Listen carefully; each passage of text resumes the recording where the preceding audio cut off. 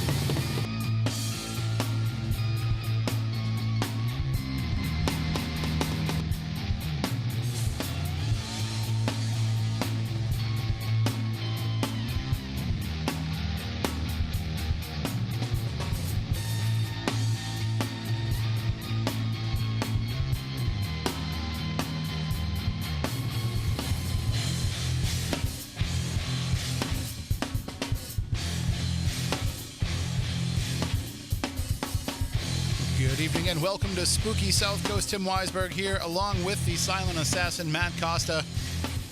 And intern Kylie is here as well. But Stephanie Burke, out of the studio. She's with Porter for his birthday. Happy birthday to Porter. They're on an adventure. They're going to Oak Island. So anybody that watches that show, Curse of Oak Island, that's where they're going, which is pretty cool. And Matt Moniz is out tonight as well. He's working on something from home, so he was unable to make it in tonight. But we are here with you to talk about the paranormal, as we usually are each and every Saturday night. But we're in the middle of a tough stretch for shows right now. Last weekend was the X-Filers United conference, so we weren't here for that. We missed the week before because I was in Winchendon. We're here this week, and then we won't be here for the next 2 weeks after that because we've got the Wicked Waters cruise coming up next week. And then after that, I'm taking the night off myself. I never take a Saturday night for myself, but I'm taking a Saturday night for myself as news director Taylor Cormier and I are going to see Gilbert Gottfried. So that should be fun.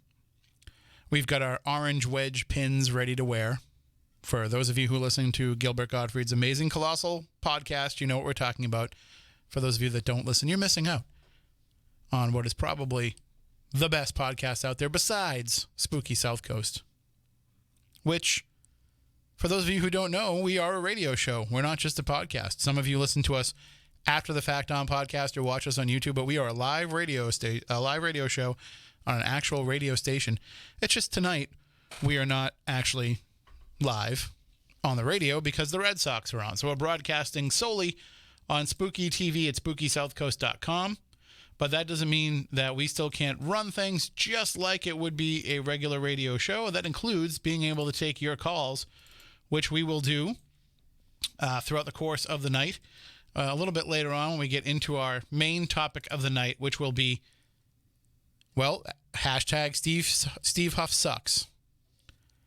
I can get a little raunchy with the language here because we are YouTube only, but yes, Steve Huff at it again, and this should come as no surprise to anybody. Anybody who is interested in the paranormal and is a researcher of the paranormal and spirit communication, you probably know the name Steve Huff. He was a guy who got a lot of attention a few years ago for his, well, now he has what he calls the Wonder Box, but there were some other earlier incarnations of that, and it didn't take long before people started debunking his work and realizing that he was just looking for money and fame, and that he really, really misrepresents what spirit communication is. We'll get into all that. We're going to unpack all of that. We're going to unpack how he got to have so many followers on YouTube, why they so blindly support what it is that he does. If you go to his YouTube channel and see some of his videos, you don't see a lot of dissension in the comments. And there's a reason for that. So we're going to get into all of that. We're going to break down some of these celebrity communications that he's had. But all you need to know about the guy, if you're not familiar with him, and you can go to his YouTube channel if you want, and you can watch some of his videos. Normally, I wouldn't recommend that people go there and even give him the views, because that's just bringing in revenue for him. But he buys so many views anyway. At least I'm assuming he does. I have no proof of that. But I've heard from different sources, speculation here, so I'm not putting myself out there as making a slanderous statement towards Steve Huff. But the stories that I've heard are that he has purchased those subscribers, and that a lot of those views are as a result of that. But I have no proof of that. If somebody comes out and says, I can talk directly to these dead celebrities, that's going to draw attention. So all of those subscribers and those views could be 100% legit. I'm just putting out there what I've heard.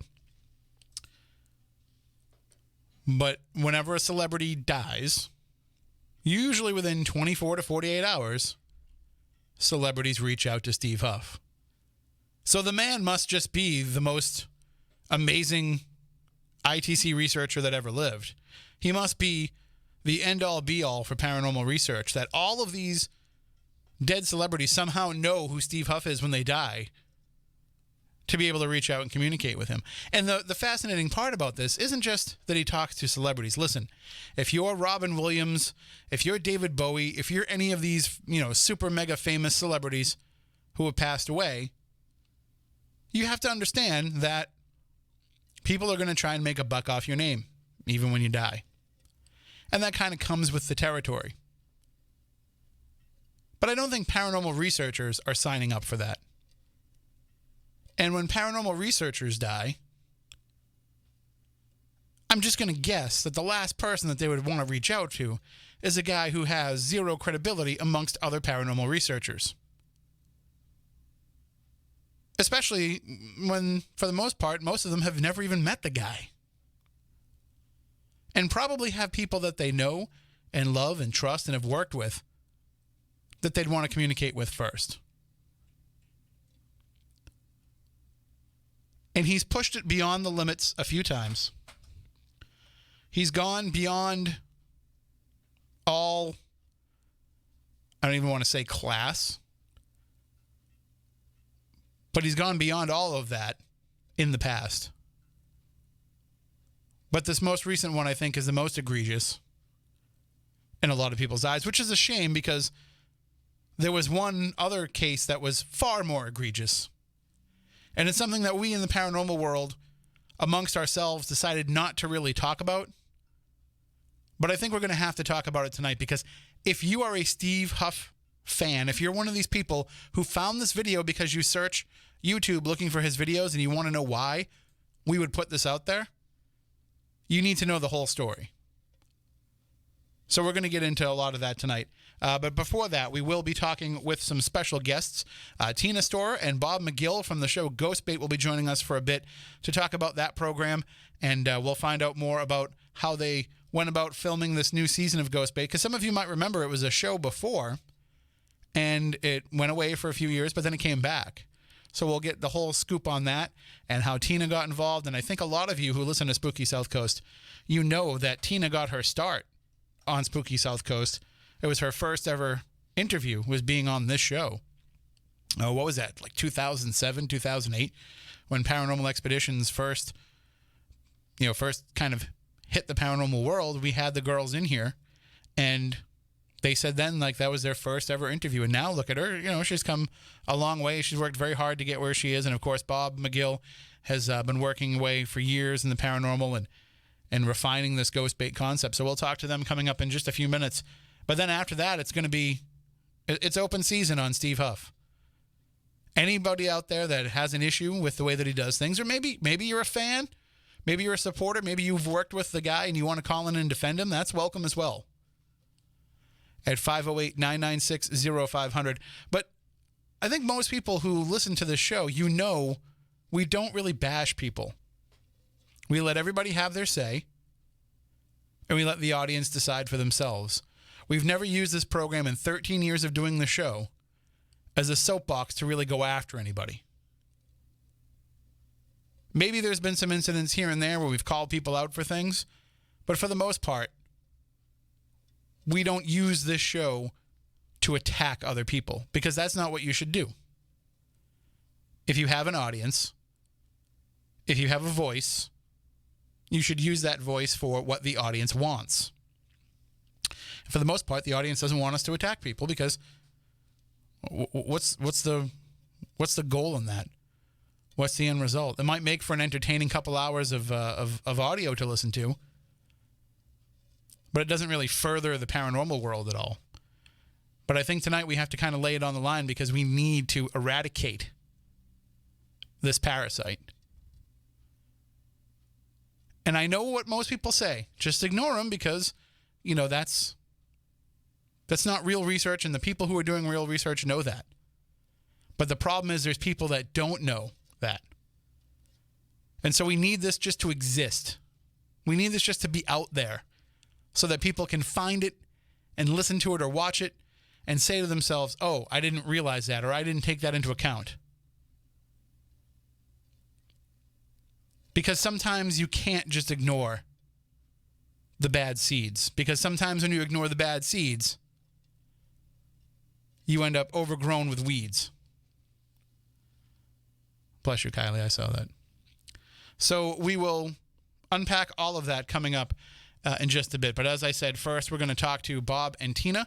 And I think we have somebody on the line. Let's see who that is. It might be somebody that wants to talk Huff, in which case we might have to punt that to a little bit later in the show. But good evening. You're on Spooky South Coast. Hello. Hello. Hi. Hello. Hi. Can you hear me? Hello. Hello? Hello. Can you hear me now? Hello. I don't know what the issue is here. Everything's lit up the way it's supposed to be. Everything's supposed to be lit. Can you hear me now? All right. Let's try this one. Good evening. You're on Spooky South Coast. What's shaking to me? Hey, Lamone. Hey, I'm going to have you call back a little bit later on, okay? Maybe he can't hear me either. The phone lines are lighting up, though. Everybody's trying to help us out, trying to help us figure it out. Oh, why am I in program? That shouldn't be. People just heard me over the Red Sox for the first 20 minutes. I thought I took it out of program. Hello, Spooky South Coast. Can you hear me? Hello. Hi. Can you hear me now? Hello. I don't know if we're just being trolled at this point. I know, I'm pushing all the buttons. Hello, you're on Spooky South Coast. Can you hear me? Tim? Can you hear me? Hello? Hi, can you hear me? Spooky. This is very entertaining radio, but I can't figure out what the problem is. Has this been rearranged since the last time that we were on? Because that would be terrible if we can't take phone calls on a night where we're supposed to be taking phone calls.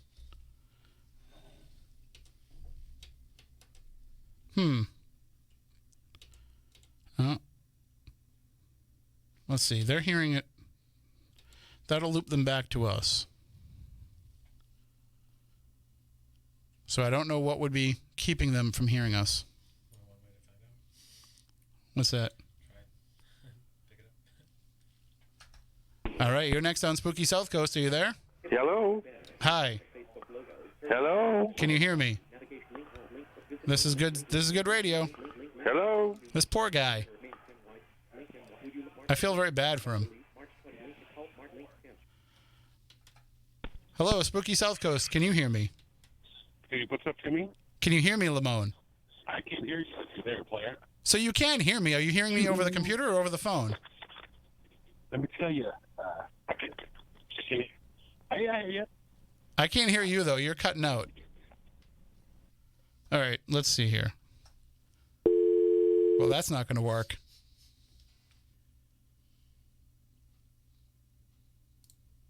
Shut up, Bob Branco. He's complaining that he can hear me over the Red Sox. Shut up. I'm frustrated here. You know what I'm going to do? I'm going to go to the Week in Weird. You want to do that? Can we do that? Is that an issue?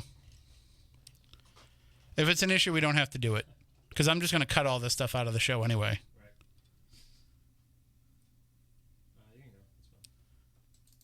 All right. We'll see if I can do that, though. That's also asking a lot of me.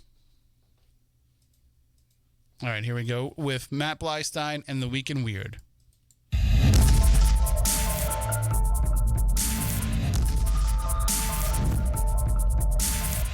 In a world where the paranormal is just a breath away, we're spanning the globe to bring you the best in paranormal news. This is the Week in Weird. Hello, and welcome back to the Week in Weird. As most of you already know, the paranormal community lost a legend recently with the passing of famed demonologist and paranormal researcher Lorraine Warren. But in an eerie coincidence, just hours before her death, an object tied to Lorraine's legacy was on its way to a new home. A rocking chair that's connected to a famous exorcism case in the early 80s of an 11-year-old boy named David Glatzel was purchased by Ghost Adventure star Zach Bagans for his Museum of Haunted Objects in Las Vegas. Both Lorraine and her husband Ed were called in to help with David's exorcism. The chair, often referred to as the Devil's Rocking Chair, was in David's home at the time. It was known to move on its own, levitate, and sometimes disappear and then reappear again. Both Lorraine and David claimed to see the devil himself sitting in the chair. Zach is said to have purchased the chair for a whopping $67,000, and one can assume that it will be on display shortly. For those in the Las Vegas area or planning to be there soon, you can check the chair out at Zach's Haunted Museum. But whatever you do, don't sit on it. Because according to legend, all who sit in the chair will be cursed. And sadly, now neither Ed nor Lorraine will be able to help you out if the legend proves true. And now, it's time for Cryptid Corner. Cryptid Corner, Cryptid Corner, Cryptid Corner. This week, Cryptid Corner takes us to the Himalayan mountains along the border of China and Nepal. On April 29th, the mountaineering expedition team for the Indian Army used Twitter to show off pictures of footprints that they claim belong to the elusive Yeti. These photos were taken near Makalu Base Camp, 12 miles south of Mount Everest. The photos showed deep footprints in the snow, which the tweet indicates measured 32 inches by 15 inches. Naturally, the photos were met with skepticism and mocking on Twitter, but belief in the Yeti has deep roots in the Himalayan region. The Yeti is a common figure in Nepalese folklore. It was once worshipped as the god of the hunt. In 1951, English explorer Eric Shipton also photographed a large footprint in the snow that he strongly believed belonged to a Yeti. A spokesman for the Indian Army says they plan to send the photos and video that they shot in the area to domain experts for further analysis. The team will be back in the area next month, so perhaps they'll come across more evidence to support their claims. Although we can only assume that the Yeti will be doing what it does best, hiding from prying eyes and staying off of Twitter. Cryptid Corner, Cryptid Corner, Cryptid Corner. Our last story may make you feel a little dirty. A new study by the Herslanding Clinic in Switzerland suggests that men with facial hair have more germs in their beards than dogs have in their fur. Seeking to find out if humans and dogs could use the same MRI scanner without hygiene issues, researchers tested 30 dogs and 18 men and compared the amounts of microbial bacteria in their beards and fur.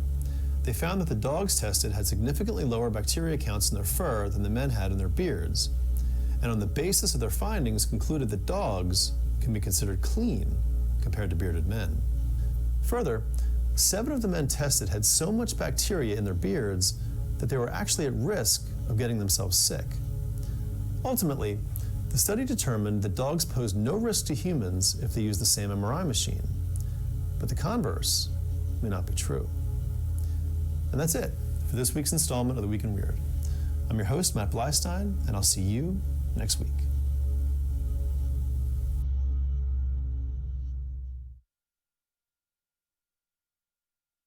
All right, so that was the Week in Weird. Oh, sorry, I talked over the end part. That was the Week in Weird with Matt Bleistein, and don't worry, for those of you who didn't see the video, it'll be in there in the final product. When you go to the Spooky South Coast YouTube channel as well, you'll also find those Week in Weird videos on their own. So you can always take those and share them around and spread the word of weirdness for the week. Matt Bleistein does a fantastic job with those, and we'd like to see you share those around just kind of on their own, as much as we love it when you share the show itself. But sometimes people don't want to listen to a whole 2-hour paranormal show, but they would love to see the great work that he does with The Week in Weird. All right, I think we have the phone issue figured out. I hope so. So we're going to try and bring on Bob and Tina. We'll use Tina as the scapegoat first, and we'll bring her on first. And Tina, can you hear me now? Hello. Yeah. Whoa. Hey, it's working. All right, let's not curse it. Let's bring in Bob and see if going to lock you in. See if we can bring in Bob. And Bob McGill is with us as well, Bob? I am, Tim. All right, there we go. I think we're in business. See, that's what Excellent. you take 2 weeks off. Nothing is the way that it's supposed to be, and then the silent assassin Matt Costa figures it out in 30 seconds. So There you go. everybody needs a silent assassin. So I want to say first of all that I'm very excited that the two of you are working together. I've known Tina for a long time, and Bob, I had a chance to meet you a few years ago, and it seems like you guys have a great chemistry together. Bob, what was it like to bring Tina on board with this project? Sure, I appreciate that, and it is good to chat with you again, Tim. It has been a while, but thank you for having us on. When we were looking for someone to bring on with the reboot, We needed just the right person, somebody that kind of complemented, the show and complemented the goals of the show. And Tina's name came up in a couple different places. And I reached out to her and had one conversation with her. It seemed like it was the perfect match. And Tina, for yourself, what was it like to to join up with the ghost bait concept that Bob's been working with for a while now? Of course, yeah. I mean, working with any new people in the paranormal, it's always different, and it just worked straight off the bat. Like, we just clicked really well, and going into this very different concept, it was kind of like, okay, I got to be really sure of myself. I'm going to be, really, truly guiding people through this very intense process, and it was incredible. I'm really proud to be a part of it, for sure. Now, Bob, for people who might not be familiar, describe to them the concept of ghost bait, because it's a little bit different than your run-of-the-mill paranormal investigation show. You guys take things to a different extreme. We do, and a lot of folks that see it for the first time, I think there's a little bit of shock value to it, and I think that's because, to your point, it is a little different than your typical ghost show. In most ghost shows, sort of the third act of the show is the ghost hunters like Tina and myself, ramping up for our big investigation and sort of, possibly confronting or at least attempting to communicate with whatever's there. On Ghost Bait, that same act is actually focused with our clients. They step up, and we actually put them in a position to face whatever it is, whether it's in their home or their place of employment. We give them that power. We let them do that, but with our guidance and our expertise, and we support them through the process. But it does get pretty intense because, unlike Tina and I, they don't want to be there. So thus the concept of Ghost Bait. But in the end, so far every case we've worked with was a positive ending. And I think that I think that too, like having somebody like Tina involved as well. She has always been somebody who's been very sympathetic to some of the things that come up in the paranormal. And I know Tina, knowing your background, I know that came about because you were actually somebody that, had to overcome some of those feelings too when you first got involved in paranormal research. Yes, very much so. I was so afraid of my own shadow for a long time, really. And you've met me. You've known me for so long. I used to be very timid even when I first started out in the paranormal. And, but just by doing this for so long, you kind of gained that strength. But I didn't overcome it really until I really went on my first investigation, and I chose to kind of isolate myself. I'm like, okay, I did it. And the thing is, I still get scared though, and I think people who watch the show, they see that I still get kind of jumpy and whatnot because it's my natural reaction sometimes. Even though I'm very used to it, certain cases can definitely spike my nerves for sure. Well, I think part of that, though, is, and Bob, you probably have realized this quite a while ago with this concept, is that, we say that the emotions that we give off on an investigation, the energy that we give off can help fuel paranormal activity, and there's probably no more raw energy than the energy that comes from fear or comes from apprehension or anxiety. So, you're actually giving something out there to these spirits to help manifest that could be helping them power up. Yeah, you hit the nail on the head, Tim. It's exactly where the premise comes from. It's a combination of, some theories in the paranormal world, like you just mentioned, that fear seems to enhance, or to use your words, fuel the potential interaction with whatever's there. And the other side of it is immersion therapy, which is basically to face your fear, you face it head on. And that usually does involve fear. So it really does ramp things up, as you said. And so we had mentioned before that the show had been on in a previous incarnation. And Bob, you had called this a reboot. How did it come about that this show would return? Because wasn't it previously on A&E? Yes. Depending upon how you do the math, this is technically the third iteration of the show. It originally started when I started it as a web series. We did 6 episodes on the web, and it was back in 2011. We had 44-minute episodes on YouTube before binge watching was a thing. So was a little bit risky, but it was successful enough that, as you mentioned, A&E was interested in it, and I ended up selling the show to them, and we did a few episodes with those guys, and then moved on to other projects. And about a year ago, someone that worked on the original was in development at another company and reached out and asked if I would ever consider doing it again. And if I'm being honest, over the last 7 years, I was asked by a number of different networks to reboot the show, but the circumstances were never right. They kind of wanted to turn it back into a regular paranormal ghost hunting show, if you will. When Travel Channel got involved, they were interested in sticking to the original concept. What was really important to me was authenticity. They literally said, and I quote, we'd rather have nothing happen than, exaggerate what's happening or, fake anything. They literally wanted us to just go with it because they understood it was about the people primarily, and secondarily it was about the ghosts. And it's something, too, that when you're dealing with a network like Travel Channel where they're putting out a ton of paranormal content right now.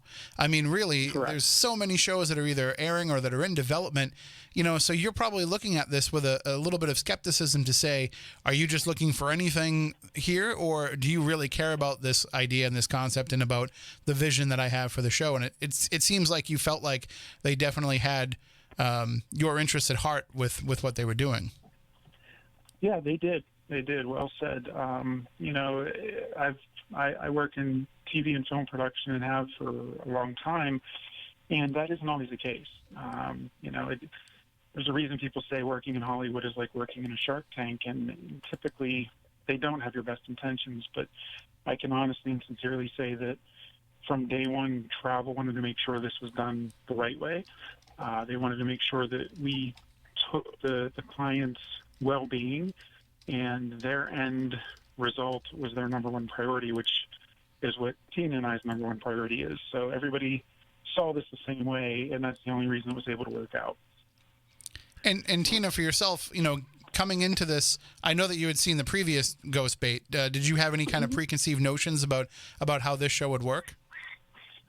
I was really open to pretty much anything, like being able to talk to Bob and really talk to everyone at Travel Channel and, Indigo. The way they presented it, I just felt very aligned. It felt right.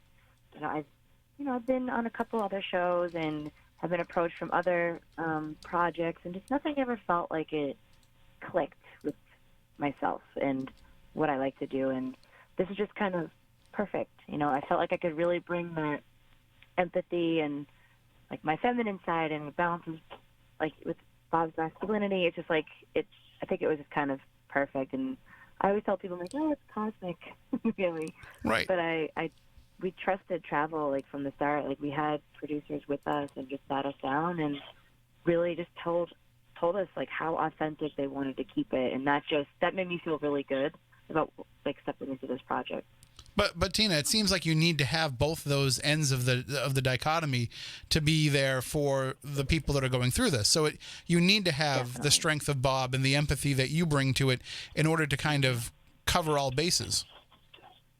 1,000%. And you need the yin, the yang, masculine, feminine, and we both bring something different to the table. And I think that's why we are able to work with our clients and at the end of the day, make them feel better because we both can relate to different parts of their fear, And how were the cases found, Bob, to investigate for this show? That's a great question. We get that one a lot. We are fortunate enough to have a research team on the front end of things that do extensive research to find our cases. Because as you can imagine, on one extreme, there's people that are just interested in, I get to be on a TV show, and I'll just tell them what I want to hear. And on the opposite extreme, there's the people that literally have no other voice anywhere else, and this is sort of, as dramatic as it sounds, their last hope. So we have a team that looks at forums. They look on, a lot of paranormal sites and news feeds, and they look for people that are sincerely reaching out to our beloved community and saying, I've never experienced this before. I don't know what I'm dealing with. Here's what's going on. Who can help me? That's typically where they find the cases, as well as referrals from, other people in the community that have tried to help them without success. Then we go through thorough interviews, Skype interviews, in-person interviews, long before we ever decide to take the case. And the good part about being on a television show is that it can help you find, these cases that, people are willing to put themselves on the line if they know they're going to be on TV. But then part of the problem is, being able to weed out who just wants to be on TV. And so you don't want to show up at a case and make sure that, show up at a case and find out that somebody's just, making up a story. So it's good to have that advanced research that can help you with it. Absolutely. I know that there's been some pretty trying cases that you have worked with so far. I mean, do you feel like you've been able to leave every case with having helped the people that were involved? I can say that with 100% confidence, yes. It's crazy, as you've probably seen if you've watched the episodes. It's only 22 minutes when you really think about it with commercials. And a lot of times you sit there, and Tina and I have been there and lived it. We may be there 3 or 4 days until 3, 4, or 5 in the morning, tirelessly working with these people. It's a shame sometimes it's not longer episodes, because you would see how thorough we really are. And in the end, every one of these people that we've had the fortune to work with have come out of it and literally, I've had my back pop. I've been hugged so hard because people are so grateful that they feel like their home is their own home again and their family can be safe. I think that's a privilege, not something that we just run out and do because we want to hunt ghosts. It's truly helping people. And we've been fortunate enough to do that every time so far. And that must feel good for you, Tina, too, because I know that you've dealt with a lot of investigations in the past where, you've dealt with more helping the spiritual side of things. With Paranormal Expeditions, You guys were focusing on making sure that the spirits came away with this feeling they had a sense of closure. But it must be very rewarding to work with the living and to come out of this seeing the way that you've been able to help them change their lives. You said it perfectly, yeah, and especially because I can empathize with these people that, yes, I was afraid too, and it's okay. We're here for you. We are validating what you're going through, which sometimes that's just even huge for people, just to have outsiders come in and be like, yes, we believe you, and we actually experienced it ourselves. That can be such a huge step in that healing process. But like Bob said, we've walked away with feeling really good from each and every case, and it's really nice to stay in contact with some of the people and just see that they're doing well and that they trusted us, and it was such an honor. And we don't take that lightly, of having these people truly trust us to guide them. And Bob, the question keeps coming up in the chat room, so I have to ask, what led into the decision for the burlap sack? Sure. I didn't see that one coming. Honestly, it's a number of different things. The actual use of any sort of a sack, a blindfold, whatever it may be, we actually started with a different hood when we did the web series. The idea is, you touched on the fact that fear seems to change the energy in the room when there's a spirit or an entity or paranormal activity. When you think about it, if you take away your sense of sight and I put you in a dark place, without that hood or without your sight being taken away, you're going to be looking for something to scare you. You're going to be looking around the dark room, and your mind's going to play tricks on you, and you're going to think you see something. It's amazing. And if you do any ghost hunting yourself, blindfold yourself sometime and just sit in a room and listen and feel what's in the room. You'd be amazed at how your other senses heighten when you're not able to look around and let your mind play tricks on you. So the reason we do that is to heighten other senses, but also to intensify fear. Because, if just being in the dark basement turns fear up to a 7, when you can't see, when you feel like you hear something behind you, that's going to go from a 7 to a 10. And that's the path to getting the people to be able to become empowered and face those fears. The burlap actually comes into play for a couple different reasons, one of which, depending upon how the hood is used, you can see a little bit, but not enough to actually see completely clear, which is also more scary than just being able to see or being able not to see at all. The actual material that's used and where it came from is another story that I'm not quite at liberty to get into yet, but I'm hoping to be allowed to reveal that soon. Oh, well, that sounds very interesting. Please keep us up to date with that. So I will. It looks like this Thursday, starting in the morning, there's going to be a Ghost Bait marathon that'll be happening, so people can catch up on all of on all of this season if they've missed that. And then is it the season finale that's coming up on Thursday night at 10 o'clock? Yes, yeah. They do back-to-back episodes from 10 to 10:30, 10:30 to 11. Will both be new episodes. And that will be season 1 finale episodes. So definitely, everybody tune in and make sure that you check that out. Let's deliver some big numbers, and of course, Travel Channel, being the new home of all this great paranormal content, keep providing different things for us. Let's hope that we can get some more Ghost Bait out of them. Thank you guys for joining us and for informing us about everything with the show, and we look forward to talking with you more in the future. Thank you so much, Appreciate that, Tim. All right, take care. Thank you very much, and those are all great questions. We appreciate your support and your insight, and always your willingness to chat with us. Thank you very much. We'll do it again soon. We love Spooky South Coast. All right, bye-bye. That is Bob McGill and Tina Storer from Ghost Bait. We thank them for joining us tonight and for sharing with us some of the behind-the-scenes stories of that show, and I'm definitely interested in finding out what is up with that burlap sack. So listen, let me tell you something. And in full disclosure, when the original Ghost Bait aired on the show, aired on A&E back years ago, I came on the show and I think I was kind of, ripping on a little bit, and that I didn't really first of all, I didn't understand then. I didn't have a good enough understanding of the power of fear in paranormal investigation, because I was still under the mindset of, at that time, that you really can't be afraid on an investigation. You've heard Jason Hawes say it on episodes of Ghost Hunters. We can't show fear because we're being called in to help somebody else. So we're trying to tell them that it's okay. We can't be afraid of it if we're going to try and walk away telling them that it's okay. So I kind of understood that mindset. So I didn't know that the fear would be a palpable thing that could actually be beneficial to an investigation. And it led me to start looking into the power of fear, and it led me to look into kind of the energetic resonance of fear. And I put together a presentation for the Ocean State Paracon, which I'll be going back to again this July. But it was a few years ago I presented at the Ocean State Paracon. I called it "It's Okay to Be Scared."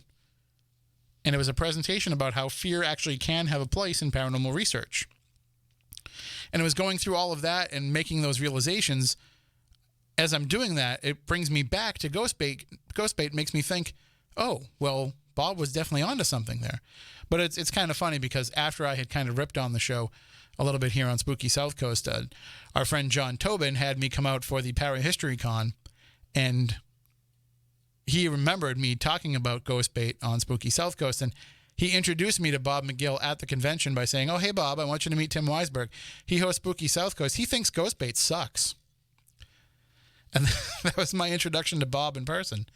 But we talked for a good amount of time, and we talked about some of the concepts behind the show, and that kind of helped me realize, what it was that they were trying to do. So, yes, when you look at it on the surface, it seems gimmicky, but when you watch it and you realize what it is that they're doing, then you kind of catch on and you realize, okay, that's something that is a different concept in paranormal research. And I love what they're talking about, because anybody that's come to one of my investigations, one of my events, that we do the same thing, more or less.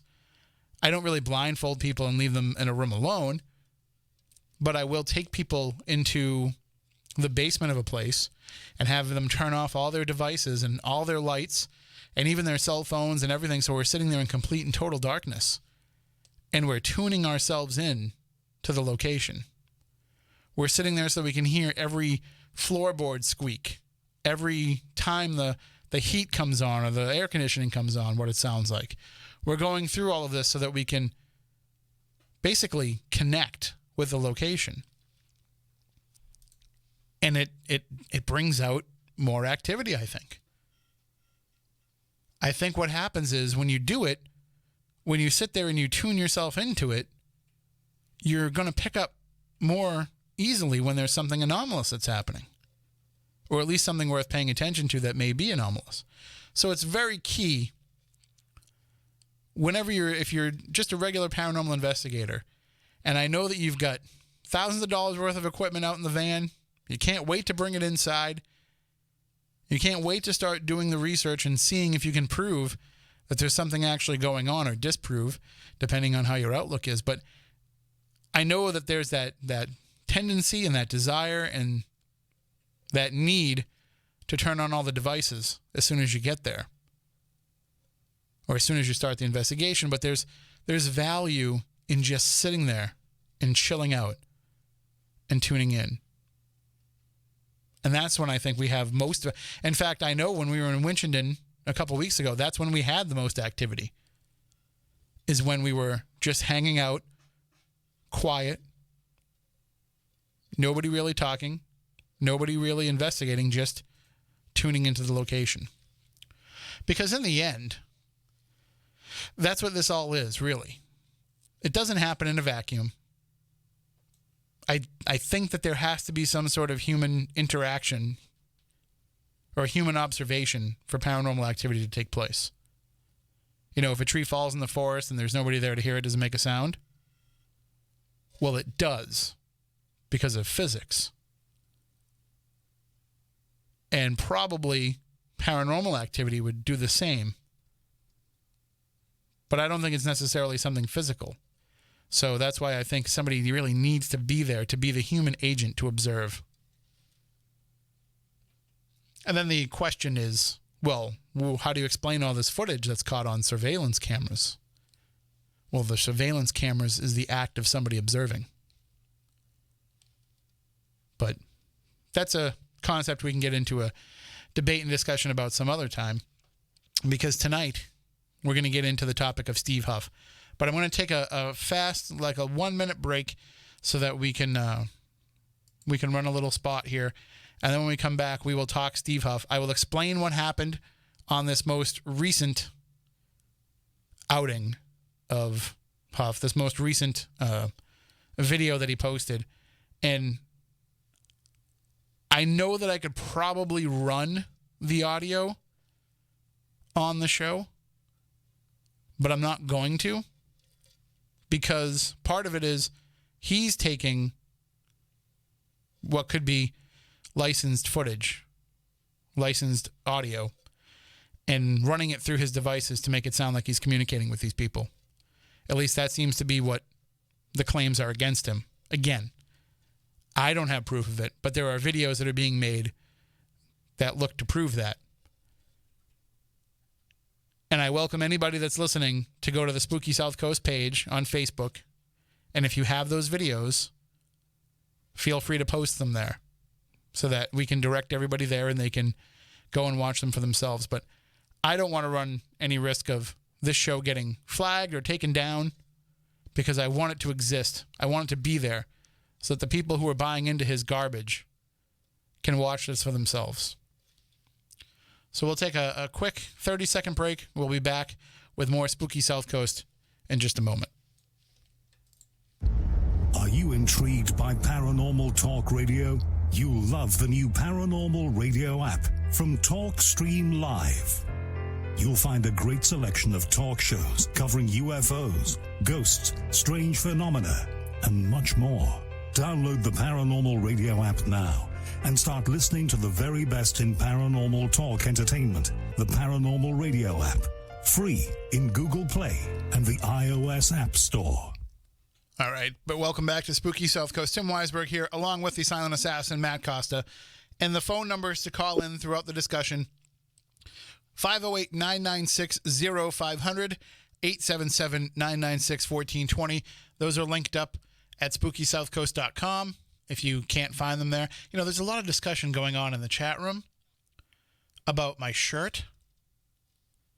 Do I need to give some explanation about my shirt? So for those of you who are unaware, I am a larger man in terms of, you know, I'm not a skinny dude by any means, but I'm also not a tall guy. So I have to buy bigger shirts that might be for somebody who is, you know, 6'4" and weighs what I weigh. But I am not 6'4". I am a very small man. Not very small, but I'm not 6 feet tall. And also I have been, I guess you could say, cursed with shorter than usual arms. Matt used to work with me when I was a cook, and it was kind of funny because when I would hold the spatula in my short arms, I looked like a T-Rex, so I would be T-Rex cook. That was a real thing. But diner days. But yeah, I have shorter than usual arms, and I'm wearing like a big and tall size shirt. So yeah, the sleeves bunch up a little bit. And I don't usually wear long sleeves. So look, if I pull it all out, I would look like that. So there's going to be some bunching up of my sleeves. Okay, now that we've explained my wardrobe, this is what happens when I wear something other than a Spooky South Coast t-shirt to do the show. And you know, it looks like I'm trying to be fancy tonight. It looks like I'm trying to dress up a little for the program. This is just the last shirt that I had that was clean. And I know that the listeners don't care about that, but I figured, you know, Matt's in the studio, so I'd be respectful and wear something that doesn't stink. It's funny because there's a regular viewer to my YouTube, my Facebook Live videos that I do from the newsroom, who likes to point out that I'm always wearing a maroon shirt. If only he was watching Spooky South Coast tonight when I'm wearing green for the rare occasion. All right. Enough talk about my wardrobe. But speaking of wardrobes, by the way, we still have the offer on the table. If any paranormal groups or anybody wants to send in shirts, we'll wear them on the show. Well, I'll wear them because I'm the only one that's usually on camera all the time. But if you have a group or something that you want to promote, you want to send a shirt, you can get the radio station address right from WBSM.com. Send it here to my attention, and I'll be sure to wear it. Just make sure it's like at least a 2X because, like I said, I'm not a small man. All right, let's get into the discussion now about Steve Huff. And if you haven't seen the latest video that's going around, so here's what happened. And while we've been off from the show, the paranormal world lost a pretty big name. Lorraine Warren passed away a few weeks ago.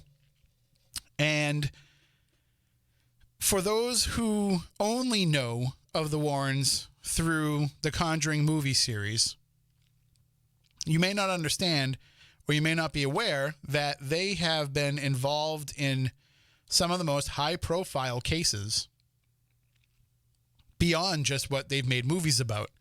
So one of the big things that they were involved in is they had a role in the later years of the Amityville Horror. Now, they alluded to that in one of the films, but they really can't go into in depth about that because another studio owns the rights to the Amityville story. I'm sure eventually those rights will come up again, and there'll be a bidding war for it, and Blumhouse will probably buy the rights to that story so that they can make a Warren's Amityville movie.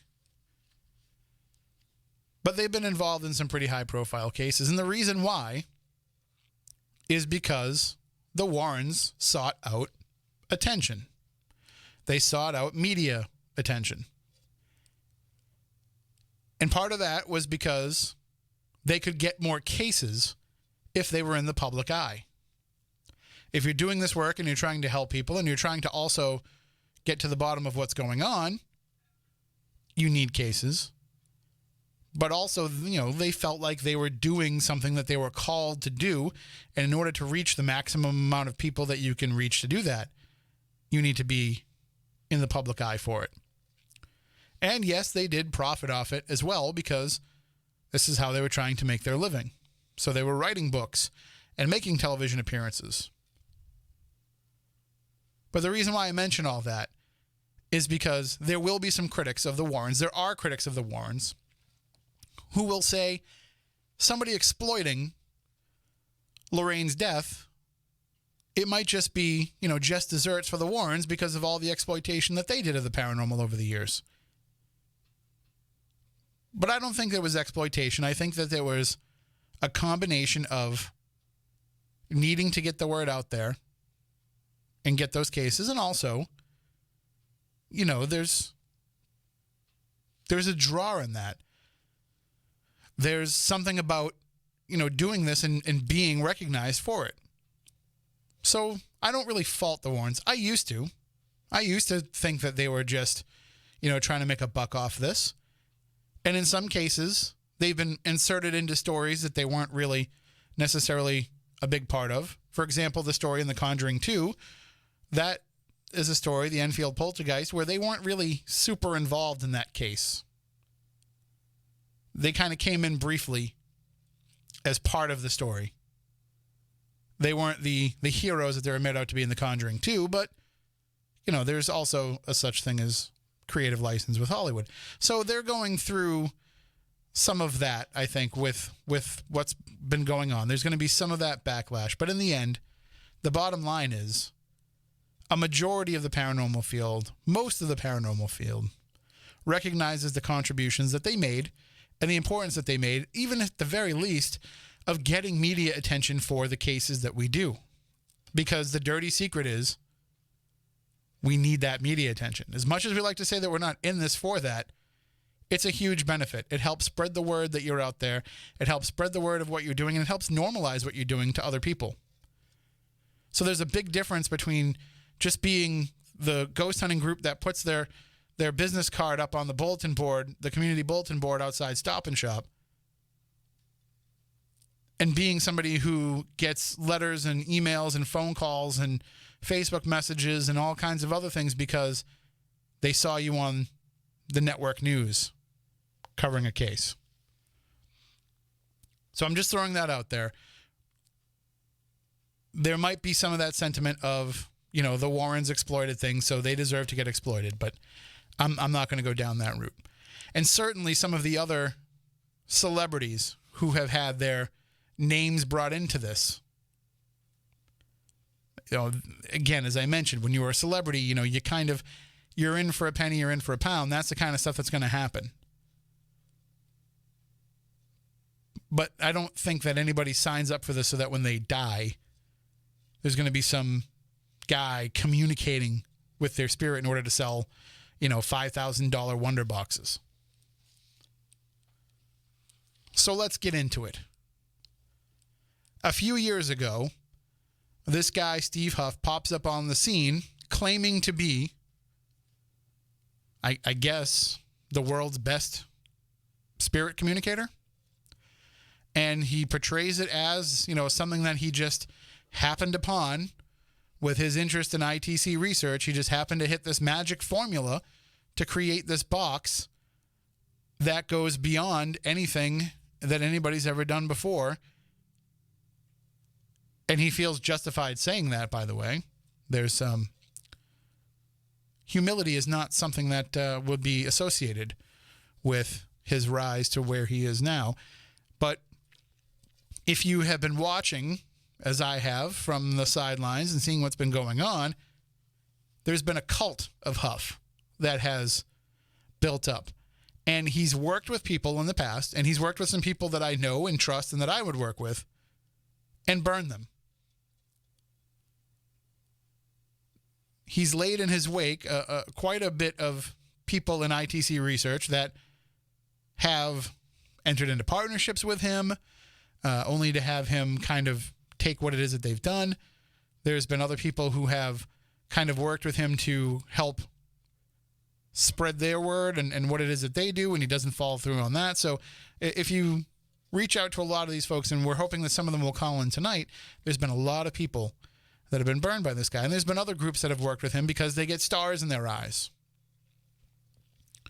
Because they see the YouTube follows that he has, the YouTube subscribers that he has, and the views that his video gets. And they say to themselves, we need a piece of that. And maybe there's some people who actually believe in the power of his research, because when you watch when you see his videos, they are pretty amazing. Until you see some of these other videos that kind of explain away how they have been done. So I'm just going to throw this out there. And again, I have no proof of anything. No proof that he has been manipulating these videos and trying to, create these under false pretenses. For all I know, it could all be on the up and up. I don't think so. But I'm going to leave that caveat there in case I'm proven wrong. But let me ask you this. A celebrity dies. What do you think happens when a celebrity dies? Any celebrity. It doesn't matter if it's, the most obscure B-movie actor or the biggest star in the world. When they die, somebody is going to YouTube and looking them up. Now, for the most part, people just focus on the bigger stars. But somebody is going and looking them up. And so the search terms for that person on YouTube will get a bump in the 24 to 48 hours after their death. The other part of it, too, is not only are individuals searching for them. When Prince dies, everybody wants to go onto YouTube and watch Prince videos and remember the music. That's to be expected, and there's nothing wrong with that. Also going to YouTube and looking for Prince clips is the media. Because every television news station is going to look for clips that they can use. Every radio station is going to be looking for audio that they can use. So the media is also searching for that term. So there's a lot of people,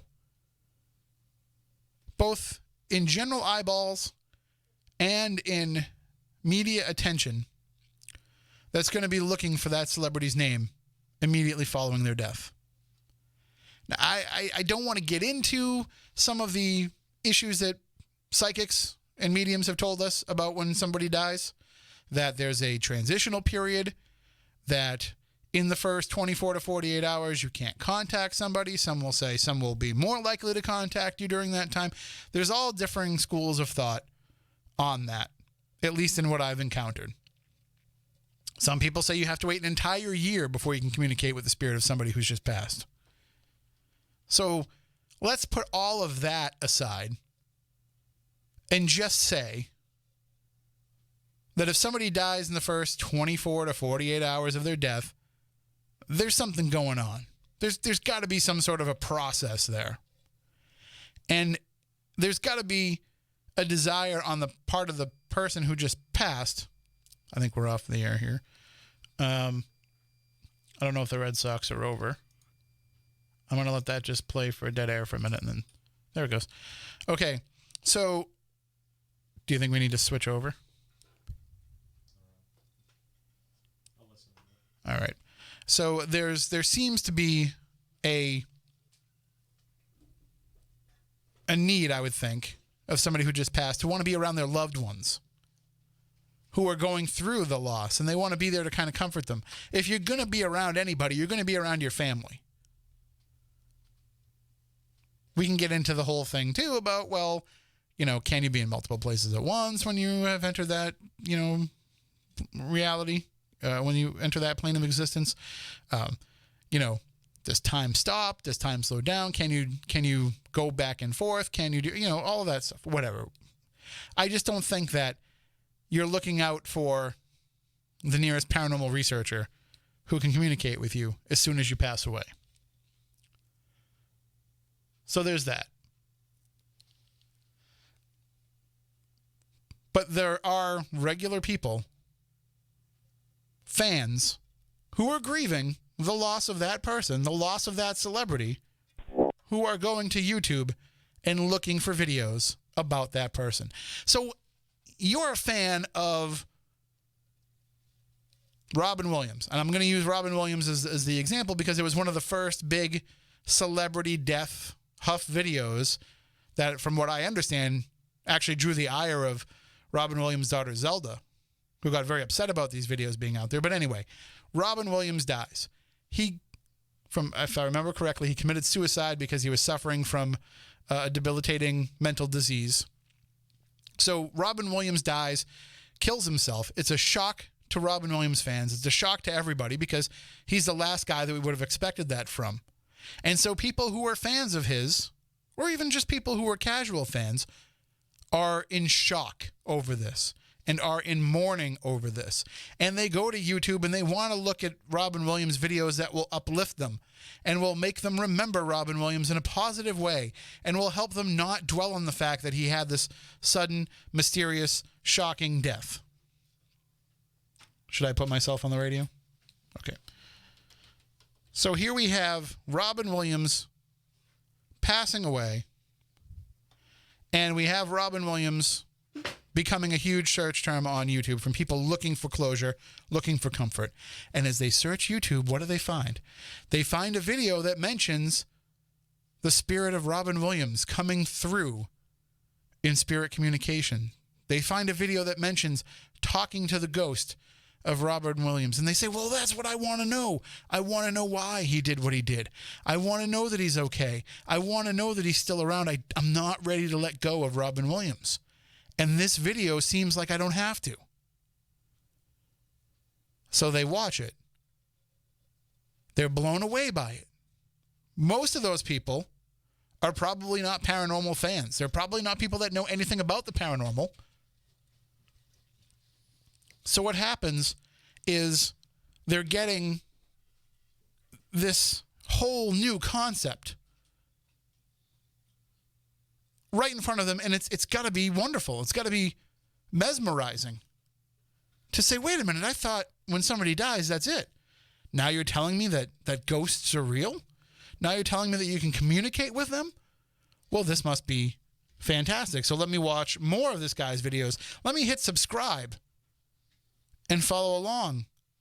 And some of them are falling for this completely. Some of them are in head over heels with this idea and watching all the videos and, just basically saying this guy has found the way to communicate with those who have passed on.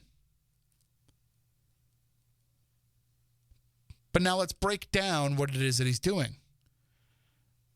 Again, this is what's been told to me, so I can't prove this myself, but I've been told that basically he's taking audio from existing interviews that he pulls off of YouTube, and he's running that through his Wonderbox, which is really nothing but a bunch of guitar pedals that are filtering and distorting those original clips so that you can still kind of understand that it's their voice, but not really. And by the way, these videos are so slickly produced, and I'm not going to get into what Huff's whole other career was. I'll let other people talk about that, but let's just say he has some filmmaking experience from what I've been told. And so these videos are slickly produced, and what we're getting is this audio that could be overdubbed. So we don't even know for sure 100% that it's coming out of the box. But let's just take it at face value and say it looks like it does. And for the most part, there's enough of a room echo, a room tone behind it that we can say that it's probably coming from the box. But I will tell you this, all of these videos that I've seen that break this down have pretty convincingly found the clips where the actual words that are being spoken come from. And it just sounds like a distorted version of that actual clip. Now, this is, in all fairness, Bart L is posting in the chat room, and he's right. He's saying, so his guitar pedals are not as real as a broken radio, the strange rules of Woo. And no doubt that the broken radios are questionable. And I say that having been somebody that used them. And I know that there can be a confirmation bias with that, where you're expecting to hear something and you're going to listen to it until you hear it. Or you're going to take what's being put out over these devices and you're going to create a narrative with that information that will probably not be based in anything. That's not annoying. So the whole concept of I guess somebody's waiting for somebody to come out of the restaurant there. All right. This is ridiculous. There's somebody laying on their horn outside the studio because they're waiting for somebody to come out of the 99 restaurant. So anyway, yeah, they're both flawed. And that's part of the reason why I don't use those boxes anymore, because there's too much of that involved in it. And there's even some of that involved in the EchoVox, which I do use, so you have to be careful of it and be aware of it. But let's get back to the Huff videos and what he's doing. So the death of Robin Williams kind of kicked a lot of this off. Other celebrities die. He does the same thing. People are tearing them apart. They're finding the actual clips in which he has pulled this stuff out. And then we get to, I'm going to skip over the Constantinos for right now. I'm going to get to Art Bell. Because when Art Bell died, Art Bell apparently reached out to Steve Huff. Now, Art Bell, in the course of his career, talked to every paranormal investigator that was probably working at that time. You know, when you're doing shows almost every night of the week, almost every night of the year, and you're talking about these kind of topics, there's a lot of opportunity there to get people on. So he's talked to many, many paranormal researchers over the years, including some of those on the very forefront of electronic voice phenomena research, including those who he probably felt a closer connection with than to others. But yet he randomly just decides to communicate with Steve Huff in what is clearly clips of Art Bell from other shows, from the thousands and thousands of hours that he'd done of radio. But he puts that out there. And now this past week, you know, it's funny now because when a celebrity dies, those of us in the paranormal community, we all like to joke about it, but it's not really a joke anymore. We say, well, I wonder how long it's going to be until Huff talks to that person. But it's really not funny. And so we knew that it was going to be only a matter of time when Lorraine Warren passed away that Steve Huff would have a Lorraine Warren video up. And kudos to Rob Hernandez, who shared it with me on my Facebook page earlier today. And I'm sure he'll post it up on the Spooky South Coast page as well. But it didn't take long for them to find that all of these clips came from the same 2005 Lorraine Warren interview.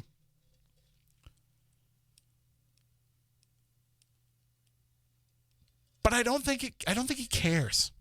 I don't think Huff cares that people are taking these videos and finding out where they really came from and exposing within the paranormal community that he's a total fraud.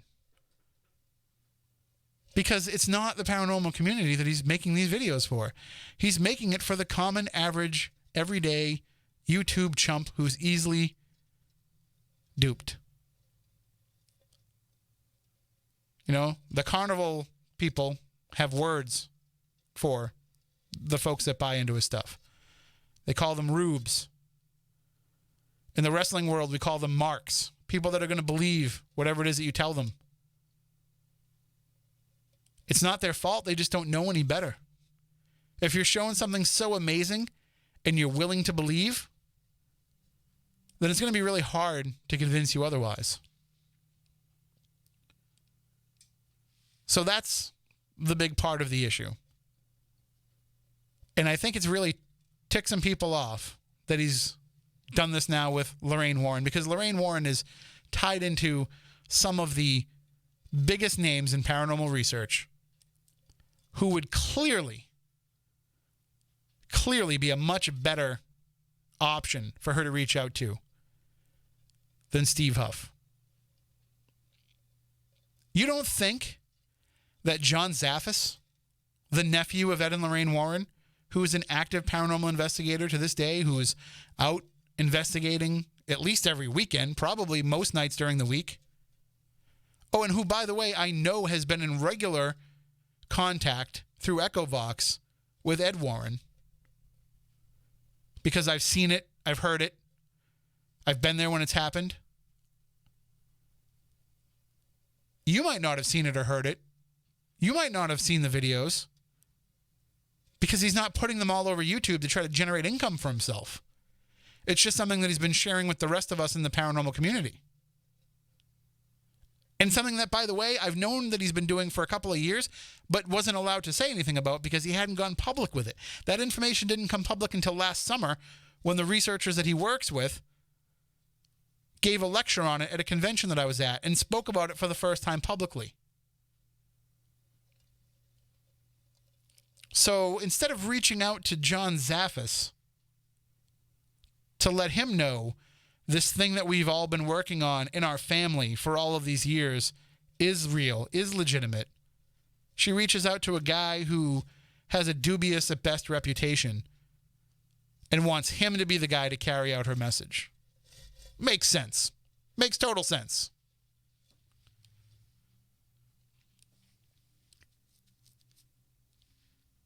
Question from the chat room. Matt wants to know, what if he's the only one asking these folks to come through on his device and they just show up? Nope. I doubt that. Highly doubt that. I highly doubt that when Lorraine Warren passed away, there wasn't 1,000 paranormal investigators, as soon as they heard that she had passed away, that reached out for their devices. Reached out for whether it be their digital recorder, their broken radio, their EchoVox, whatever it may be that they use for spirit communication. Hell, even a Ouija board. There would have been somebody that would have reached out, people with closer ties to Lorraine Warren, that would have said, we're here, give us a sign. So that is, I understand asking the question, but very little chance that that's the possibility. And then we can go back a step and we can get into the story of the Constantinos. And I'm reluctant to get deep into this because of what happened and because of the circumstances surrounding it and because we as paranormal investigators and paranormal researchers decided not to take one of our own, or two of our own in this case, and take those tragic circumstances and utilize it for the benefit of, paranormal media. It's not a talking point. But it needs to be addressed in the context of what we're talking about. Because it was the most, out of everything that happened, the most unethical thing that Steve Huff has done. Even if he had the ability, and these videos were legitimate, and this communication was legitimate, and it was that earth-shattering and game-changing that you have to share all of it with the world and let it out, this was the circumstance where you don't do that. And again, I say that I'm not going to get into it. So if you want to know the details about what happened, you're going to have to find it elsewhere. But it was a tragedy. It was a shock. There were problems behind the scenes that some people knew about, some people didn't. But I don't think anybody expected it to end the way that it did. And I don't think it was even 24 hours, or at least not even 48 hours, before Steve Huff's posting videos where the Constantinos are reaching out to him. Out of everybody that they worked with, everybody that they were close to, and it was a good majority of the field, they were ubiquitous. They were everywhere. And, we had them on the show. And Debbie said to us, you have to be going to these conventions. You have to be going out and networking with people. You have to work with everybody that you can. And they did that. They worked with everybody that they could. People that were part of their family, essentially. And they bypassed all of those people because they thought the best person to carry their message would be Steve Huff, a guy whose reputation, again, was dubious at best. So at some point, something needs to be done. We're not going to change the minds of all of the regular people, all of the non-paranormal researchers who are watching his videos and are seeing this and being blown away by it because they don't know any better. We can't change their minds. So we're never going to do anything about the fact that he's got 1 million subscribers and millions of views on his videos, and that he's probably making enough money in YouTube revenue to never have to work a day in his life. And that if some of the suspicions are believed, when these wonder boxes show up on eBay, he isn't going in there and artificially driving up the prices of them, which I've heard, because they sell for $12,000, $15,000 for what are basically echo chambers with guitar pedals, which people are building themselves based on the way that he's built his and saying, look, this is all that it is. So maybe we'll never change the minds of those regular people, but we have at least somewhat of a voice to be able to say, this is garbage, and it needs to stop. The dead celebrities, families, and representatives, they can go after him. They can stop him from profiting off their name. YouTube could put a stop to him, or at least require that he put some sort of a disclaimer in his videos. But it has to be brought to their attention. You know, he may be a big fish in the small pond of things, but in the grand scheme of things, most celebrities' estates don't give a crap about Steve Huff. I think Zelda Williams was the exception, from what I understand. She actually took issue with it. But we can speak out in one voice, and ignoring the problem isn't the way to do it. We need more videos like this one will be on YouTube counteracting his claims. And if you see a video such as what Rob put out today, or what he shared with me today, but what he put out in debunking the Lorraine Warren video, you know, we need to like those videos and share those videos and help increase the profile of those videos, so at least we can counterbalance some of the garbage. Now, I invited Steve Huff to come on the show, as I have in the past, because we have talked about him in the past before. There was the whole thing a couple of years ago where he was being inundated with evil spirits, and so he couldn't keep doing what he was doing. Did I say spirits or did I say spirits? Did I say it like Phil? I think I said it like Phil. Phil says spirits, and he says spiritual. But anyway, he took a step back because evil spirits were taking over his house and influencing his family and putting his family at risk, and so he had to step away from the paranormal. And most of us knew better. Most of us didn't buy it. But what ends up happening is a short time later, he comes back. Why? Because all of his fans wanted him to come back because of the work that he does. And because he's making a difference and he has to fight through it all. And you just have to watch one of his videos to realize that it's a mockery of what it is that we do with spirit communication. And before Bardell gets into it, I know that it's open for mocking, and it's at its very base, it's hard to believe. But it doesn't help to see, red gelled mood lighting and candles lit all around and all this other stuff that he does with these videos and all the music and all that, the rosary beads draped over the wonder box, all that stuff. It's not helping in what is supposed to be a scientific or at least pseudoscientific endeavor. All right, I think I've had my soapbox moment here. Again, as I mentioned, we don't like to bash people on this show. But this is something that I think needs to be addressed. So let's open the phone lines, 508-996-0500. We're going to keep it short. We're going to keep it tight. If people have, points that they want to make, we're going to keep it somewhat in the realm of, making sure we don't go overboard with accusations. I feel like most of what I said here in my rant has been backed up by things that I've seen other people post, other videos that have been made, which is why I'm trying to reference those as much as I can, because I'm not trying to make baseless accusations here. So let's just keep that in mind as we take some of these calls. Good evening. You're on Spooky South Coast. What's shaking, Playboy? You waited a long time, Lamone. I'm impressed. Oh, I thank you. It's like I was really angry about that Hoff guy. And it's like, I remember when he's angry, he jumps on his bike and he leaves in the house. So, like, Hoff, you're like, oh, all right. We're having a little trouble understanding you, Lamone. Your phone's cutting out. Well, I'm online. I could hear myself talking on the phone. I was listening to you over the phone talking. Okay. The whole, you sound better now. We can make out what you're saying now. All right. So I was saying like that, especially after that movie, that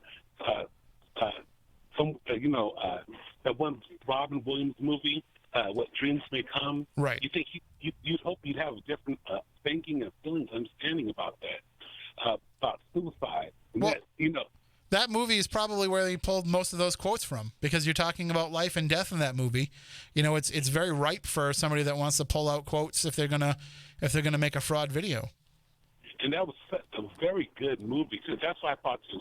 That was a very good. I'll tell you where I was when I saw that, but I don't want to tell you in front of everybody else.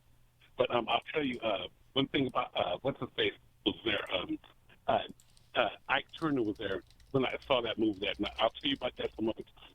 But also another thing, that when he committed suicide, that next week he was supposed to go in and talk to make the live action Aladdin that they're doing now. Mm-hmm. He's supposed to be reprising his role as the Jinn. And that's so sad, Right, because that really was a role that he owned. Exactly. And have you seen the trailers for the new one? I have, and I love Will Smith, but it's a tall task. Yeah, well, he looks like no pun intended. He's down for it, I guess. But like I said, that some things just shouldn't be touched with. I wonder who's going to be the first one to pick up Hugh Jackman's role as Wolverine. That's what I'm talking about. Like, I'll be like OJ. I'm not saying OJ should be it. Well, maybe. Right. I don't know. Well, I don't want to get too far off the topic of Steve Huff, Lamone. Have you seen some of his videos? Yes, I have. And what are your thoughts? I haven't seen Lorraine Warren yet, but I've seen a couple. I saw that one with Robin Williams. I was kind of upset. I was like, I've heard all those things from the movie, like you just said. I heard all those things from him and that. And I even heard him talking some of those things even when he was filming UFO and stuff. So those same things are overheard and things. They could have gotten from there. And what's funny is, I know that you were an Art Bell fan too, and the Art Bell video, people were so easily able to pick that apart because they've listened to Art shows again and again and again. And it wasn't like he was picking obscure shows that nobody would listen to on a replay. You're getting shows that people have heard over and over again. If you're going to pull audio, and I'm not saying this is where it came from, but if you're going to pull Art Bell audio, you're not going to pull it from the Malachi Martin episode. Or any of those episodes, because that people go back and listen to those ones. And see, to me, it's not like he's a Rich Little, okay? Am I getting old as a Rich Little? Just like, he could pretend he could make his own voice, or he could imitate the voice. I don't think, like I said, that was all play. And people spend money for that. Like I was saying, for $5,000, that box better be a Wonder Box. That's here right now. I don't put that kind of money on anybody's box. Well, 5,000 is kind of on the low end for how some of those go. I mean, I've seen them go, up in the tens of thousands because, people seem to think that these are a rarity that only Huff can build. But in actuality, people have taken them and broken them apart and found ways to it's the same with the Frank's box.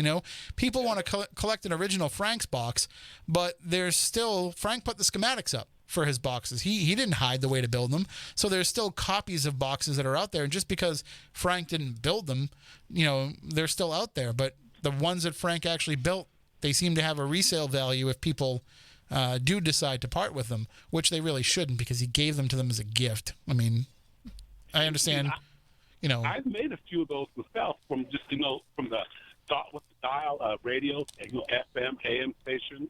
It's really easy to do. And it's like, and for me, it's like I've done it. I wouldn't want to do it at my house, okay? Like I said, I don't need to, even though I'm kind of gifted, I don't need to listen to, what's going on in my house.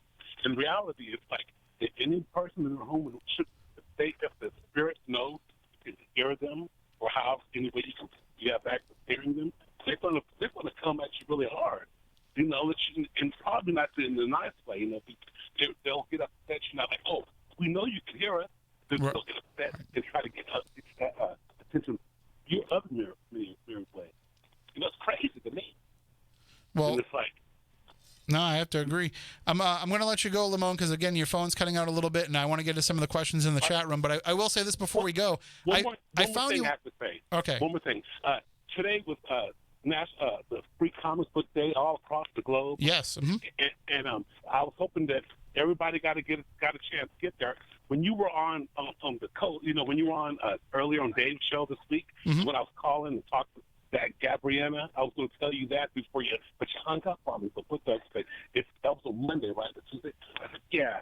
Saturday, people could go and that 51 different titles of comic books they were giving away. Yeah, I mean, and people are going around collecting all of them, so it's a great thing. It really pushes literacy, and it really pushes people to get into collecting the art of comic books. So, yeah. And one comic book from last year is already worth $120. Oh, see, there you go. So it's worth getting out there and collecting them. Exactly. So, but I'll listen to the rest of the program, and hopefully I can see Matt Blue on his program. Weekend Weird. I remember meeting women weekly when they're weird. So, we'll leave it at that. Thank you, Lamone. Yes, absolutely. Have a great night. Playboy. Take it easy. All right. Hey, Bardell. All right. I did find Lamone on Facebook too, by the way, and I sent him a friend request, so I'm hoping he accepts it. I can only imagine what the messages will be like, though. Good evening. You're next on Spooky South Coast. Good evening, Tim, and good evening to all your colleagues. How's it going? It's going like it shouldn't be going because I should have received everything 2 days ago. So what I'm by the way, freaky moment, right as you call in, a Publishers Clearinghouse commercial came on the TV in the studio. I'm not lying. Well, I figured what I would do because I was told by Homeland Security not to tell anybody about what's going on, but I decided that since I was supposed to receive this 2 days ago, I figured I'd air all the dirty laundry because maybe people that are holding up the progress, maybe they will speed it up. There will be no car in this. However, there will be 2 checks of 9 figures. That's before the decimal point? Yes. Okay. And I'll give you those figures. The first one is a legal settlement against the state of Massachusetts and I forgot who else. $200 million, completely tax-free. How is the state of Massachusetts on the hook for this if it's coming from Publishers Clearinghouse? They're a private entity. It's not coming completely from Publishers Clearinghouse. Okay. The state is involved because they were a big part in holding up the delivery for 2.5 years, like the FBI. But the state of Massachusetts is involved, and I forgot what. But this particular amount is a legal settlement, completely tax-free. The sweepstakes company is $155 million, which I have to pay a tax on. The tax that I was supposed to pay on was $800, which I only sent in 6 because when I got my pension, I had to pay my excise taxes or my license was going to be suspended. So the gentleman from Homeland Security who's in charge of the money, and he said that the judge has control of the money. So I said, well, tell the judge that if he's going to tie this up for $200, because the $200 is in tax money and it has to go either to Internal Revenue or I forgot what it is. But in his judgment, the gentleman that was pretending to be a lawyer, he's getting 20 years and he's in San Quentin right now. And there was also a gentleman that identified himself as a federal judge, and he, I believe, is getting 20 years in San Quentin. And the gentleman that portrayed the lawyer, his family had to send me $75,000. So I'm getting those three amounts. And it should have been, like I said, 2 days ago. So apparently the judge is holding this up for $200 in tax money. So it got me a little irritated. So I'm hoping that I hope he and the Homeland Security people listen to your show. Well, I'm sure they do. Because what I intend to do is, if I don't get the money by Tuesday, I am going to make. I believe the president has a line that you can call him. I'm going to call the president, and I want to have this judge taken off the bench. Well, that's fair enough. I mean, just making a suggestion here, but I think Robert Mueller has nothing to do right now. We could probably get him on this. Yeah, and not only that, I'm gonna sue him for 3 times the amount that I'm getting, just for the aggravation. Because, like I say, they keep telling me that they want to get it to me fast because it's been like 2.5 years, and now he's going to extend it for $200. Right. Doesn't seem to make any sense. I hate to cut you short, but I am going to move on because we have a lot of Steve Huff to cover before the end of the show. But definitely keep us up to date with that. Let us know, too, if you do reach out to the president. Listen, I'm not gonna say that President Trump listens to WBSM. I don't want to, make that bold claim. But I will say that when we put out there that Irene Miller was turning 114 years old, or 112, however old she was, I forget off the top of my head. But when we put that out there, she did receive a letter signed by President Trump and the First Lady that was delivered to her here at the radio station. So, well, he does listen to Howie Carr, so he might listen to WBSM. I mean, we have the best app in the business, so he could be listening to Howie Carr on the WBSM app. For all we know, he could be a Spooky South Coast listener. So maybe he's listening, and maybe he'll reach out and let us know. Okay, have a good one, Tim. We'll keep in touch. You as well. Take care.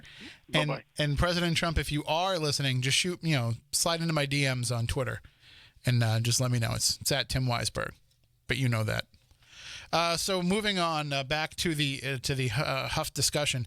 So one of the questions that came up in the chat room is, how is it different for Huff to do what he's doing, and for us to say, we're going to have a paranormal investigation, and you can come and talk to these spirits that might be 100 years old.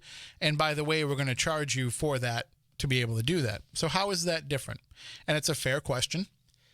And I'm going to explain to you how it's different. First of all, we don't put up any claims when we're on these investigations. If it's a historical figure, it's a different story. Or if it's somebody who has, passed away a long time ago, it's a little bit of a different story. But we're very cautiously aware of the living relatives of people who are involved in paranormal investigations. So, for example, there's a place that we investigate. I won't say where it is, but we go there. And when we go there was a suicide that took place in the 1990s. And when we investigate that, and it's not Edaville, I'm not referring to the suicide house for those of you who will try and guess that. But when we talk about the investigations here, and when we do the investigations, sometimes this person will come through. And I make it a point when we're conducting the investigation to say to people, this part can't go up online. This part is not something we can share on the radio show. This is not something we should be tweeting about. This is not something we should be posting on Facebook, because there are still living relatives of this person that live in that town, and we don't want to upset them. So this part, if we're going to communicate with this particular entity, this particular spirit, it's just for us. And people understand that, and they respect that, and they're willing to sacrifice, what might be the best catch of the night in terms of data, and they'll keep it to themselves because they respect what's going on. And that's a big part about what we do that's different than what he's doing. We have a respect for what's going on. We're not trying to capitalize on who these people were. What we're doing is we're taking a place that has a reputation for being active, or in some places, it doesn't, but we're trying it out for the first time. But we're taking a place that has paranormal activity or the potential for paranormal activity, and we're utilizing that to help them raise money to continue on. And so if you're the person who died in, say, for example, the Smith Harris House in Connecticut, which is a small heritage museum that doesn't have a lot of money, doesn't really have a full-time staff, kind of just, struggles to some degree to be able to put on all the programs that they want to and all the education that they want to give people. I think if you're the spirit of a person who died in that house, and if you want to see that way that house is being honored to continue on, then you wouldn't have a problem with what it is that what we do. Because we're going in there and we're helping them, A, raise funds, but B, keep that history alive. And that's why we do the events that we do. We don't do them because, we want to exploit the spirits that are involved in it. Now, can it come across as exploitative? Sure. And I understand where people might have that understanding and that feeling, but it's not intended to be that.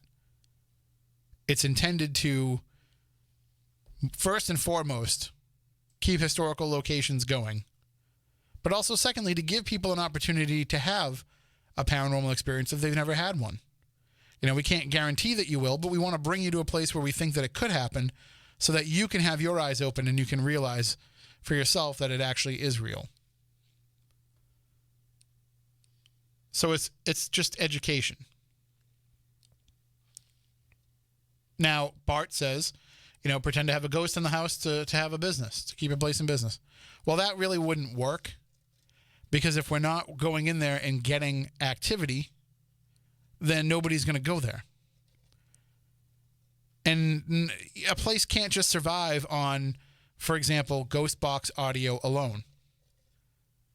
A place won't stay going as a reportedly haunted location if the evidence isn't strong enough. And I understand that people will look at the equipment that we use and call it into question, and I do too, because there is no piece of equipment that will prove that there's a ghost there. All of the equipment that we bring, for the most part, all that it does is analyze and measure environmental changes. And we're making the assumption that those environmental changes are being caused by this paranormal activity. But you have to have some other sign of that paranormal activity being there for it to work and for it to make a difference. If you just bring me into a room and some lights light up and the EMF field fluctuates and the temperature drops, okay, that's going to make me pay attention, but it's not enough for me to walk away saying there's definitely something there. It's the personal experience that matters. And that's why I will have no problem going into a place and having a night where we're getting a lot of activity on the meters, but no real personal experiences, and walk out and say, I don't know if there was anything there. But I'll walk into a place and have a lot of personal experiences, but nothing on the meters, and say, I think we encountered some activity tonight. Because that's the difference. It's the personal experience that does it. And it's the personal experience that keeps people going back. Nobody's going back to a place again and again just because their K2 meter lights up every time they go there. Unless they're trying to, figure out what it is that makes their K2 meter light up, and they're not saying that it's paranormal activity, but they're trying to figure out, what sort of electromagnetic anomaly is causing that to happen. Then, you're trying to root out the cause of that. But that's kind of the way that we look at it. Yes, and to Bart's point, the meters are kind of meaningless. It's if you can use them in a way where you, and it sounds weird to say, but I use them more as a way to communicate if we think that there is a presence there. You know, I like to put two K2 meters down next to each other and ask for just the left one to light up or just the right one to light up or to make this one go to this point and this one go to that point. I like to use it as a way to prove that there's something there that's intelligently interacting with what it is that I'm saying. But I don't go into a place with a bunch of meters and record all of the fluctuations that happen and come back and say that's a ghost, because it's probably not. 99.9% of the time, there's a different reason for it. And if you pay attention and you figure it out, you'll have that root cause before you even leave the place. I mean, there was a story I've told before, but I'll tell it again. The Braintree Town Hall in Braintree, Massachusetts had this ridiculous reputation of being haunted to the point where people who worked for the town would not go into the basement because they were so afraid of what was down there, because every time they go down there, they get touched. And every time they go down there, they feel a presence. And every time they go down there, they see shadows and all of these different things. And so we had the opportunity to go in there and check it out and see if we could figure out what was going on. And because it was something that was coming back as all personal experience and nobody had actually really gone in and conducted an investigation, nobody realized that when you walked down into the basement, as soon as you hit the bottom of the staircase, you were blasted with a high electromagnetic field, because right around the other side of that wall was all the circuitry for the building that was all outdated and unshielded. So when you walk down there with a K2 meter, and we actually went down there with a tri-field EMF detector because this investigation was so long ago, I don't even think K2s were a thing yet. But we had Matt Moniz's tri-field meter. And as soon as we walked down there, it's just spiking off the charts to an unhealthy level. And when we go around the corner, that needle is buried because there was such a high EMF field there. Now, what happens when you have a high EMF field? Well, people will report feeling like they're being watched, feeling paranoid, feeling like somebody's touching them, feeling like there's some sort of a presence there. That is just the natural reaction of a high amount of electromagnetic energy around you. So in that case, yes, the meters were 100% needed, but it was needed to disprove what it was that people were sharing from their personal experiences. So, yeah, the bottom line is we don't know if any of it's real. We can't prove that any of it's real. So everything that we talk about has to be taken with a grain of salt. And we don't hide from that. It's not like we're telling people when they come to an event, you're definitely going to encounter a ghost. We try to talk them through. As it's bad business, by the way, to sell tickets to a ghost event and tell people while they're having this experience, well, hold on, let's not get excited. Let's think about this. Let's see what else it could possibly be. That's bad business. The right thing to do if you're trying to sell tickets to a ghost event would be to say, oh, really? What's happening? Wow, it must be a ghost. But we can't do that because that would be irresponsible and because that would just be plain wrong. The right thing to do is to talk them through it and to try to figure out what else it could be and make sure that those are eliminated. And so, yeah, does it help sell tickets? No. But does it help us walk away with some credibility and also to help us, try to figure out what other people might experience when they go in that same place? Yes, so that's what we do. And there's a big difference between that and putting up a video where you're saying to people, we talked to the ghost of this person. Now, some of them are, we'll put up videos that are tongue-in-cheek. Case in point, the masturbating ghost video. We talk about that one a lot because, people laugh at it and they think that it's funny, and we call it a masturbating ghost. But in all actuality, we have no proof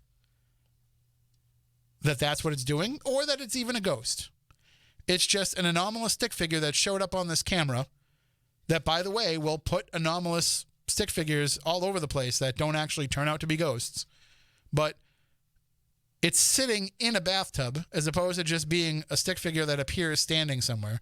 You can see the fact that it's sitting, and you can see what it's doing physically. So we feel pretty confident in making that assumption. But in the end, none of it is definitive. None of it is definitely true. And I will say, oh, well, it's really hard. I mean, that's what it looks like to me. And I can't really think of anything else that it would be. But I never say that anything is 100% absolutely definitive.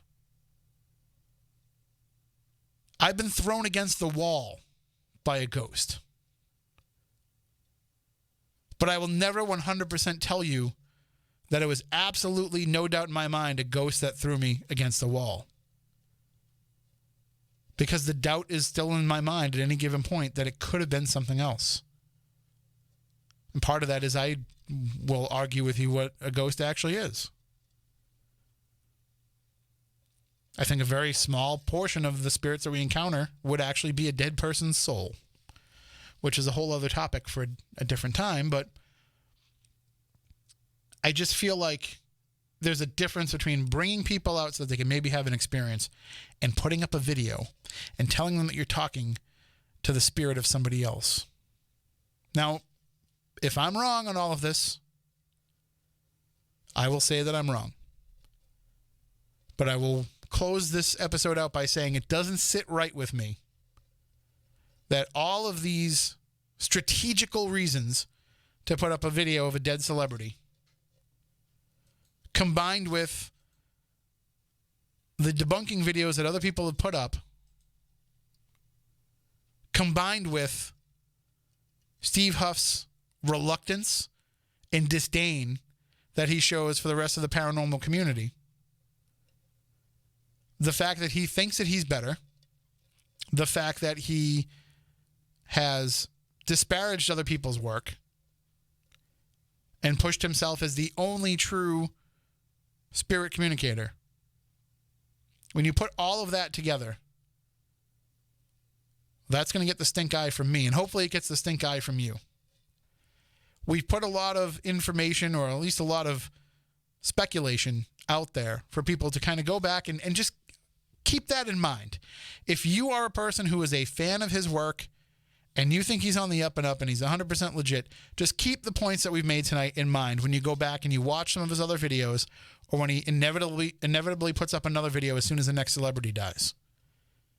And just have that be in the back of your mind. Have it be in the back of your mind that it's opportunistic.